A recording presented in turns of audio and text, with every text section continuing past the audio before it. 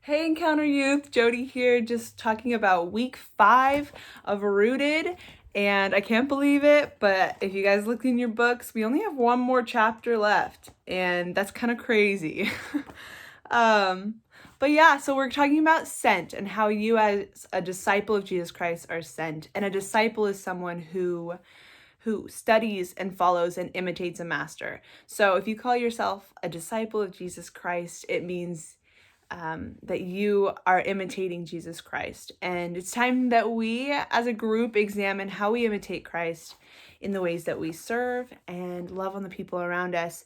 So we're going to go through 4 bullet points. Number 1 is you are sent to imitate Christ. You're sent to follow Christ's example of how he lived and how he loved. And so in John 13:34 through 35, it says, "A new command I give you, love one another as I have loved you. So you must also love one another. By this, everyone will know you are my disciples if you love one another." And so something that sets us apart as believers is the fact that we love each other. And when Jesus walked on the earth, he acted out of a place of love that was only found with a deep connection with God. We are intended to rely on the same love and imitate Jesus in his connection to God the Father. So Jesus would go off on his own a lot, and he would just pray and spend time with God. And I don't know about you guys, when I'm with my friends, I don't just go like peace out to go pray. That's not something that I think about doing, or even like it doesn't even cross my mind. But that Jesus had such a deep and intimate relationship with God that he would just leave crowds to just go and be alone. It's just something I admire about Jesus, is that he knew his priorities. He had his priorities in order, that he would need to take that time out to reconnect with God before he could enter back into community with people. And even in this time of solitude and this time of being alone, it's really cool that we can take this time out to really bring all our things to God and recharge before we go back out to the community and with each other. So David and Danielle talked last week about how that verse that says, "I am the vine and you are the branches," and how God is the vine and we branch off of that. In order to really have a healthy branch, you need to have a strong connection of getting nutrients from that main vine. And so it's really cool that Jesus kind of emulates that for us as he takes time out to have a deep relationship with God as he's a human walking on the earth. Moving on to bullet point number 2, is that we were sent out to serve one another. And I think the best way to talk about how to serve one another is to, again, look at how Jesus served his disciples. In John 13:3 through 5, it talks about how Jesus washes the disciples' feet and how he takes on this job of the lowest servant possible, and how that was just an example of how to really humble yourself and take on that position of a servant when you're serving others. And it was just the most tangible way he could love his disciples in that moment. And I think that is just such an example for us to, in the ways that we should serve the people around us, whether it be our parents, our siblings, our teachers, or coaches, or even our bosses, if some of you guys have jobs. Jesus served with such a servant-hearted love. Like, it was just so ingrained in his heart to serve the people around him that he would even do the job of the lowest servant. This love that he has is not just a feeling. It's like stemming from this relationship with God that is a call to action. If you have this deep connection with Jesus, you have this deep connection to love what God loves. And that includes the people around you and serving those who are just closest to you. See, the love that we have for others is not just meant for the people in our church, it's also meant for the whole world, which leads me to point number 3. And it's just serving the least of these. You're sent to serve the least of these. And I'm sure you're thinking, oh, like, what is the least of these? I mean, I don't know. Some of you guys might not be thinking that. but it's those people on the fringes of society, the homeless guy you see on the side of the street, the kids in another country that are dying of hunger, or the widows that are struggling to pay rent, maybe either nearby or in another country. For me personally, I knew that I was called to missions at a young age, especially because my parents always gave me the option, like, you don't have to go on this trip with us. You have a choice. You can not come. You can chill at home while we're on our mission trips.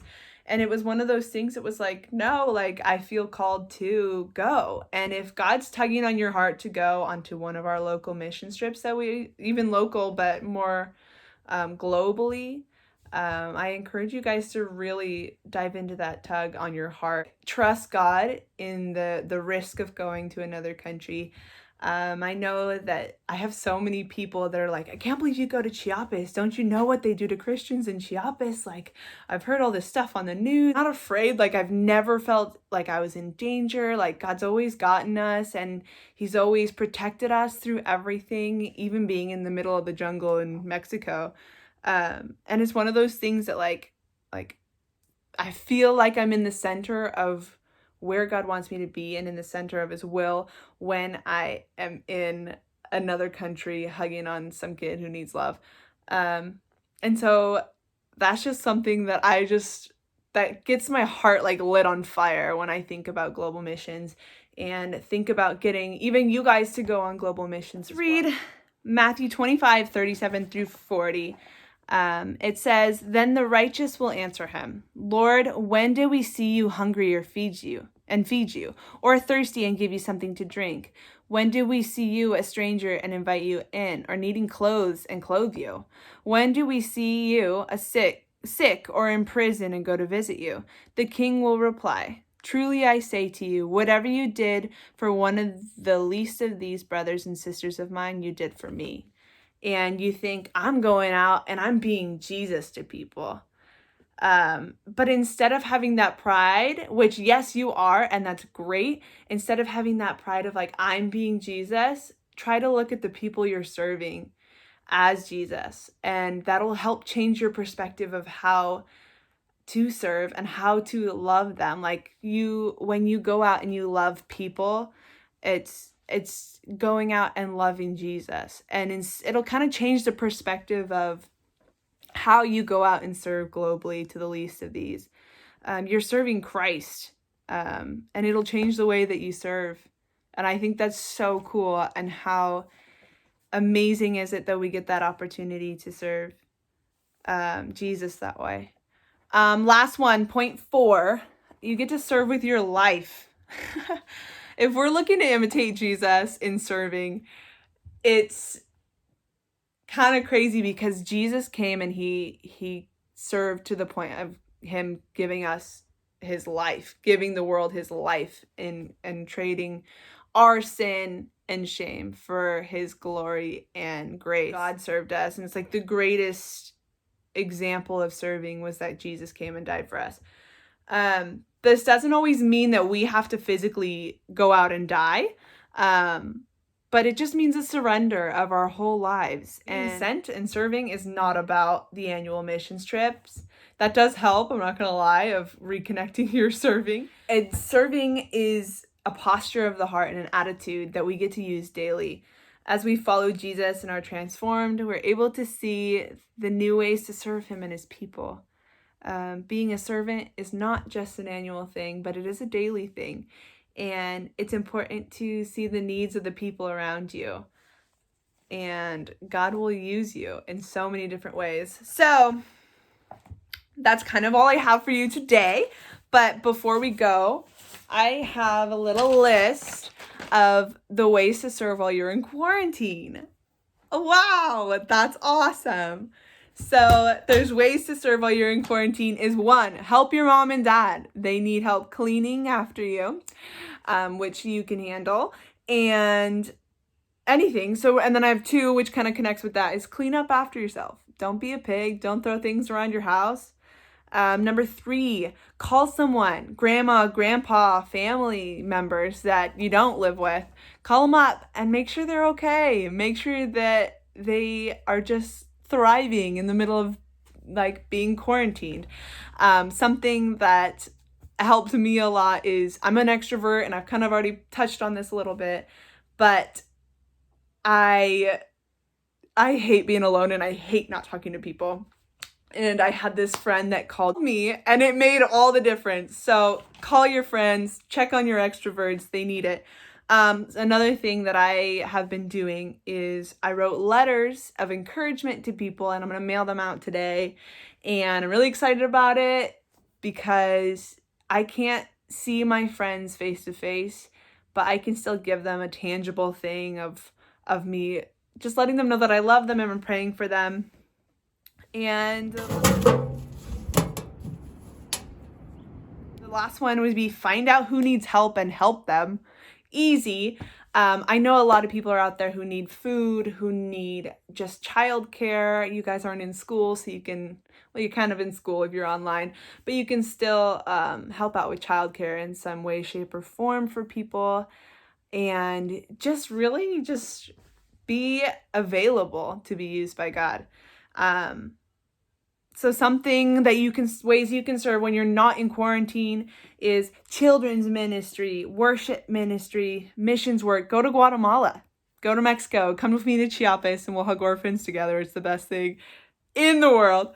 Find out who needs help and meet the need. Again, that doesn't have to just be a quarantine thing. That can be every day of your life.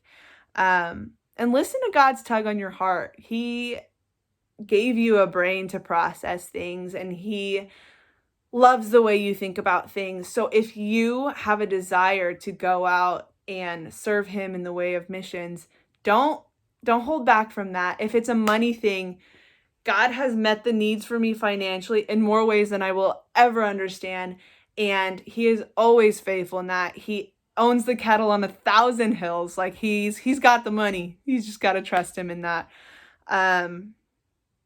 So yeah, I'm just so excited for all the things God's doing in us as we go through this quarantine time. Just continue to press into all the things God has for you. And yeah, I love you guys and I miss you. Bye.